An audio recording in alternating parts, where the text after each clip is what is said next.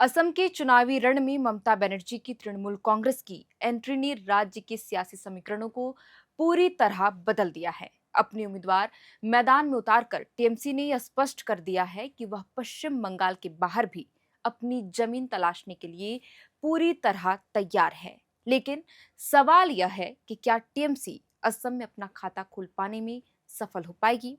सवाल यह भी है कि क्या इंडिया गठबंधन का हिस्सा होने के बावजूद टीएमसी यहां कांग्रेस और झामुमो के लिए वोट बैंक में सेंध लगाएगी। खास तौर पर कांग्रेस के जो पारंपरिक अल्पसंख्यक कोर वोटर है, क्या उनमें बिखराव आ जाएगा? यदि हाँ, तो क्या ममता की यह सक्रियता भाजपा के लिए फायदा होगा या फिर विपक्षी एकजुटता में अब दरार डालकर यह किसी नए समीकरण को जन्म देगी? आज हम इन तमाम सवालों का जवाब तलाशने की कोशिश करेंगे और समझेंगे पूरे समीकरण को विस्तार से। नमस्कार, आप देख रहे हैं एयर नाउ और मेरा नाम है श्रेया रतन। असम चुनाव में अब ममता बनर्जी की पार्टी तृणमूल कांग्रेस की जोरदार एंट्री हो गई है। पश्चिम बंगाल में 14 साल से राज करने वाली पार्टी टीएमसी अब राष्ट्रीय स्तर पर अपनी पार्टी को मजबूती से तैयार करने में जुट गई है। इसी क्रम में असम चुनाव के लिए पार्टी ने 17 उम्मीदवारों की पहली लिस्ट जारी की है। टीएमसी ने 17 में से केवल 6 मुस्लिम उम्मीदवारों को टिकट दिया है। जानकारी के मुताबिक कोकराझार जिले के बांव खुंगरी सीट से उद्गम श्री नरजरारी, धुबरी जिले की बिलसा पारा से मोमिनपुर इस्लाम को टिकट दिया गया है। इसके अलावा गोलपारा जिले की जलेश्वर सीट से आरिफ अख्तर अहमद, बोइंगा गांव की अभयापुरी सीट से कौशिक रंजन दास और बाजाली सीट से कल्याणी कलिता को उम्मीदवार बनाया गया है।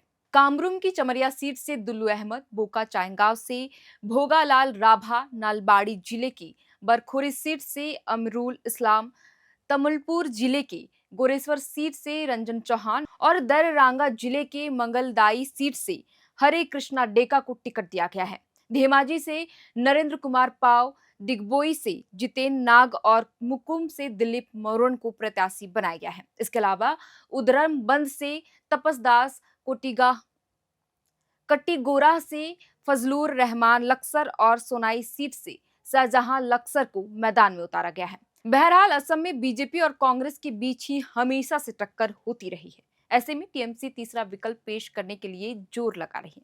टीएमसी का प्रयास है कि वह प्रमुख सीटों पर मजबूत दावेदारी पेश करे। असम के कई इलाकों में बांग्ला का भी प्रभाव रहा है और ऐसे में टीएमसी यहां किस्मत आजमाना चाहती है और इसी को देखते हुए पहला लिस्ट जारी की, जिसमें 17 उम्मीदवारों की सूची जारी की गई है। वहीं टीएमसी ने सूची जारी करते हुए राज्य के अलग अलग हिस्सों में अपनी मजबूत मौजूदगी दर्ज कराने की कोशिश की है।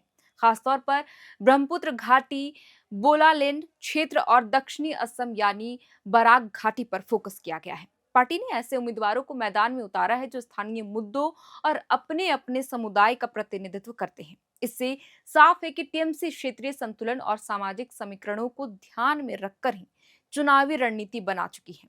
उम्मीदवारों की घोषणा के साथ ही असम टीएमसी ने सभी को शुभकामनाएं भी दी है और उनसे जनता की सेवा के लिए आगे बढ़ने की अपील की है। पार्टी का कहना है कि वह राज्य में बीजेपी और कांग्रेस के अलावा एक मजबूत तीसरा विकल्प बनना चाहती है, खासकर उन इलाकों में जहां जातीय और भाषाई विविधता ज्यादा है। वहीं राजनीतिक विश्लेषकों का कहना है कि टीएमसी की असम में एंट्री से कांग्रेस के पारंपरिक वोट बैंक में बिखराव की स्थिति उत्पन्न हो सकती है, क्योंकि कांग्रेस यहां कई अल्पसंख्यक सीटों पर लगातार जीतती रही है।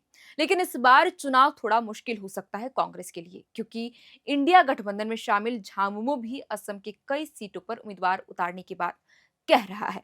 इंडी गठबंधन दलों के एक ही सीटों पर लड़ने से विपक्षी वोटों का बंटवारा तो हो सकता है और टीएमसी की यह रणनीति भाजपा के लिए भी चुनौती पेश कर सकती है और इसका फायदा या नुकसान भी हो सकता है भाजपा को। हालांकि ममता बनर्जी की पार्टी असम की सत्ता में इर्द गिर्द भी नजर नहीं आती है। बता दें कि असम में एनडीए सत्ता में है और कांग्रेस प्रमुख विपक्षी दल है। असम विधानसभा चुनाव में कांग्रेस 10 सालों से सत्ता से बाहर है। राज्य के मुस्लिम बहुल इलाकों में कांग्रेस के सामने कोई बड़ी चुनौती नहीं है, इसलिए पार्टी अहोम समुदाय को साधने के लिए पूर्व मुख्यमंत्री तरुण गोगोई की विरासत और उनके बेटे गौरव गोगोई के चेहरे पर ही दांव खेल रही है। असम में कांग्रेस के पूर्व प्रदेश अध्यक्ष भूपेन बोरा ने चुनाव से ऐन वक्त पहले ही बीजेपी का दामन थाम लिया है। बता दें कि कुल 126 विधानसभा सीटों के लिए स्पेशल रिवीजन के बाद इस साल जो फाइनल वोटर लिस्ट जारी की गई है उसमें 2 करोड़ 49 लाख से भी अधिक वोटर हैं। इस फाइनल वोटर लिस्ट में 1 करोड़ 24 लाख 82 हजार 213 पुरुष मतदाता है, जबकि 1 करोड़ 24 लाख 75 हजार 583 महिला वोटर है। इसके अलावा राज्य में 343 थर्ड जेंडर वोटर भी है। असम विधानसभा के लिए 9 अप्रैल को वोटिंग होनी है। बहरहाल पिछले चुनाव की अगर हम बात करें तो बीजेपी ने साल 2021 में कुल 93 सीटों पर चुनाव लड़ा था और 60 सीटों पर जीत दर्ज की थी। वहीं एनडीए में शामिल सभी दलों ने कुल 126 सीटों में से 75 सीटों पर जीत दर्ज की थी। यानी कि बीजेपी को अगर मिलाकर के बाकी दलों को देखें जो एनडीए में शामिल है तो उन्होंने कुल 75 सीट हासिल की थी। हालांकि 2016 के मुकाबले एनडीए को बीते चुनाव में 11 सीटों का घाटा हुआ था। साल 2016 में 60 सीटों पर जीत हासिल कर राज्य में बीजेपी पहली बार सत्ता में आई थी।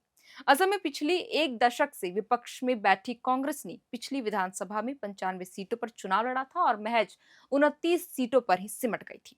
कांग्रेस के नेतृत्व वाले महाजोट गठबंधन ने 50 सीटों पर जीत दर्ज की थी। इस तरह साल 2016 के मुकाबले कांग्रेस नेतृत्व वाले गठबंधन को 2021 के चुनाव में 10 सीटों का फायदा हुआ था।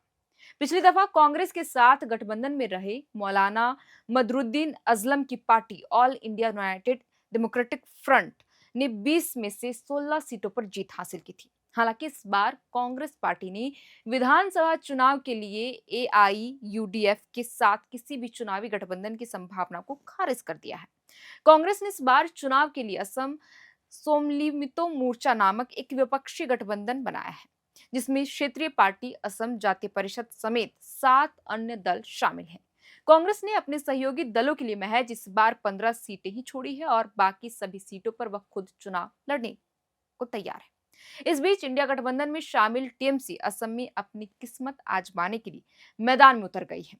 खैर, अब देखना यह होगा कि टीएमसी के आने से असम चुनाव के समीकरणों पर कितना असर पड़ता है। ये तो चुनावी नतीजों के सामने आने के बाद ही साफ हो पाएगा, जब 4 मई को ये रिजल्ट सामने आएंगे और 9 अप्रैल को मतदाता ये तय करेंगे कि इस बार सत्ता की कमान किसके हाथों में सौंपते हैं।